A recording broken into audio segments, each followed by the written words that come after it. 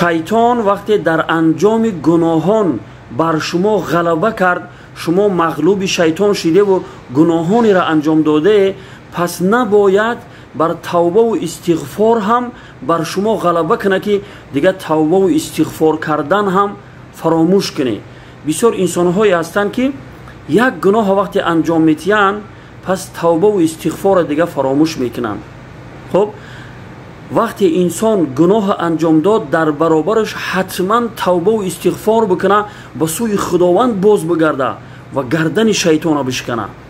و همون زمانی که انسان مغلوب شیطان میشه و هم در انجام گناهان و هم در توبه و استغفار، پس هلاکی و بربادی سرنوشت همین انسان میشه.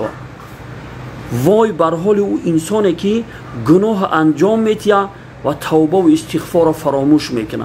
وای بر حال همین خیل انسان.